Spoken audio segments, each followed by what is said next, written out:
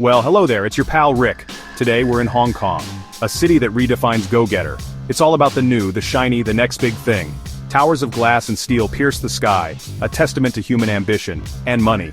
But you have to wonder, as you crane your neck to see the tops of these behemoths, what gets quietly swept under the rug, or, more accurately, paved over with relentless efficiency. This dazzling march forward has a peculiar rhythm. It's the sound of jackhammers and construction crews, a constant soundtrack to city life. It's exciting, if you like that sort of thing. The energy is palpable. You can almost taste the ambition in the air. But sometimes, just sometimes, you catch a glimpse of something else. A crumbling wall, an overgrown path, a whisper of what used to be, before the concrete mixers arrived. It's a fleeting moment, easily missed in the rush. Because progress, my friends, waits for no one. It's a relentless force, always pushing forward. So, join me, won't you? Let's take a little detour from the neon-lit thoroughfares. We'll explore these vanishing villages, these pockets of resistance, or perhaps resignation. Places where time seems to stand still, even as the world around them races ahead. Hong Kong. The name itself conjures images of a hyper-dense metropolis, a city that never sleeps. A vertical city, where people live stacked on top of each other like elegantly packaged sardines, each unit a tiny world of its own. And it's true, the urban core is a marvel of engineering and human adaptation, a testament to what can be achieved with limited space.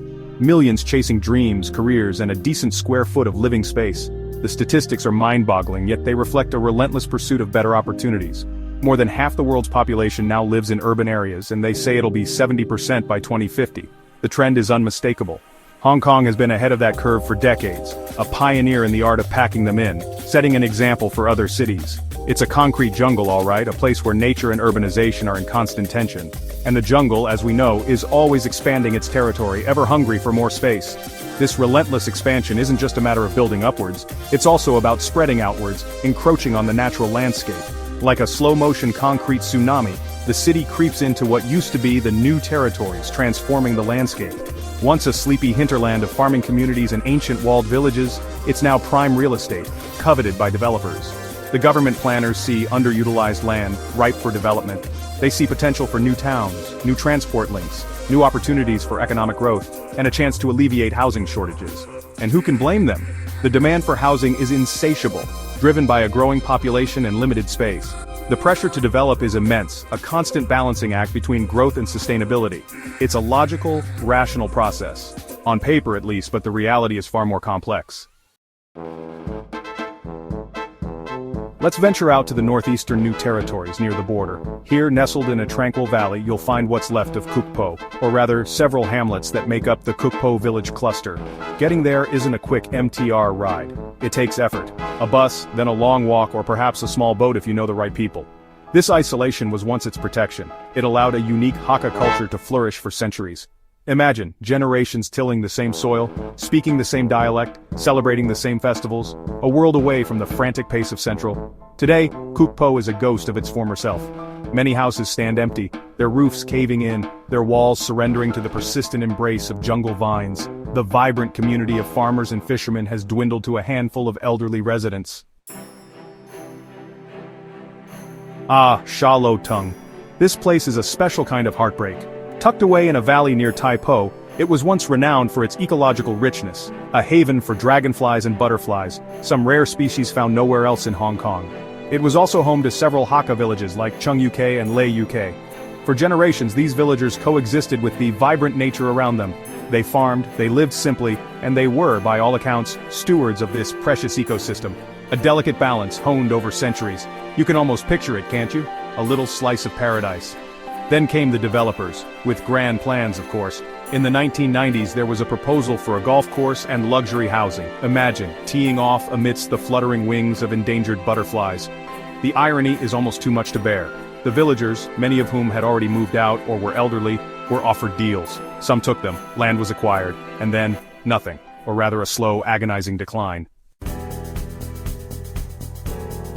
Section 5, Skyscrapers versus Stilt Houses, a tale of two lifestyles and lattes. Step into a modern Hong Kong apartment. It's probably compact, efficient, cleverly designed to maximize every square inch. You'll find all the latest gadgets, high-speed internet, and probably a stunning view of other equally impressive apartment blocks. Life is fast-paced, convenient. You can order anything online, from gourmet meals to your weekly groceries. Your neighbors are likely busy professionals, a diverse mix of people from all over the world. You might nod to them in the elevator. It's a life of ambition, connectivity, and perhaps a touch of anonymity. And a good latte is never more than a 5-minute walk away. Now let's teleport to Tai-O, the famous fishing village on Lantau Island. Here many homes are stilt houses built precariously over the tidal flats. They call them Pang UK. Life moves at a different tempo. The rhythm is dictated by the tides, by the seasons, by the catch of the day. The community is tight-knit. Section 6. Fading festivals, forgotten flavors, the soul of the village. It's not just the bricks and mortar that vanish when a village disappears, it's the intangible stuff, the soul. The cultural DNA that's passed down through generations. Think about the festivals. Each village had its own calendar of celebrations. The Tin Hau Festival, honoring the goddess of the sea, a vibrant spectacle of lion dances, floral tributes, and communal feasts. The Hungry Ghost Festival, with its elaborate paper offerings and ritual performances to appease wandering spirits. These weren't just quaint customs, they were the glue that held communities together. They reinforced shared values, shared history, shared identity. And the food, oh the food. Each region, each village often had its own specialties. Dishes born from local ingredients, perfected over centuries. Hakka cuisine with its hearty, savory flavors. Poon Choi, the big bowl feast, a magnificent layered dish traditionally eaten during festivals and celebrations, symbolizing unity and abundance. Section 7. They built a highway through my memories, villager voices. If you really want to understand what's being lost, you have to talk to the people. The ones who remember, the ones who stayed, or the ones who left, but carry the village in their hearts. Their stories are often tinged with a quiet sadness, a sense of inevitability. This used to be all fields, an old woman might tell you, gesturing towards a row of towering apartment blocks. My family farmed here for generations. We knew every stream, every tree. Her voice doesn't betray anger, just a profound sense of displacement, a feeling that the world she knew has simply vanished. Another villager, perhaps a man in his late 60s, might recall his childhood. We played in the laneways, climbed the banyan trees. The whole village was our playground. Everyone looked out for each other. He might point to a new highway, slicing through what was once ancestral land. They built that road right through my grandfather's grave. We had to move him. Section 8. The Great Hong Kong Paradox. Empty villages, crowded city. Here's a delicious irony for you, served up Hong Kong style. This is one of the most densely populated places on Earth, right? People are practically living in each other's pockets in Mongkok. Tiny apartments command astronomical rents. The government constantly tells us there's a desperate shortage of land for housing. We need to reclaim more from the sea. We need to build higher. More, more, more. It's a mantra chanted by developers and city planners alike. You'd think every square inch of usable land would be crammed with people. Yet, venture into the new territories or some of the outlying islands and what do you find? Abandoned villages, hundreds, perhaps thousands of empty houses. Not just individual homes but entire settlements, slowly decaying. Land that was once farmed, now overgrown with weeds. It's a strange sight. Section 9. Beyond the gleam. Counting the cost of new Hong Kong. So, we've seen the shiny skyscrapers, the towering symbols of economic prowess and modernity. We've heard the whispers from the vanishing villages, the echoes of a simpler, more connected past. What's the takeaway from this journey? Well, progress is inevitable. Cities evolve, landscapes change. Hong Kong, more than most, is a testament to that relentless drive. A city always on the move. But it's worth pausing, amidst all the construction dust and financial reports, to ask what kind of progress we're chasing. Is it just about economic growth? And what or who gets left behind in this race to the future? The old ways, the traditional lifestyles, the people who once called these places home. Is a city defined solely by its GDP and the height of its buildings? Or is there more to it?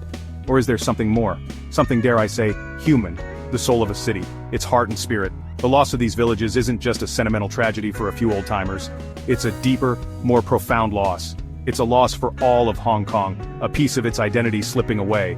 It's an erosion of cultural diversity, a homogenization of the landscape, where uniqueness is replaced by uniformity.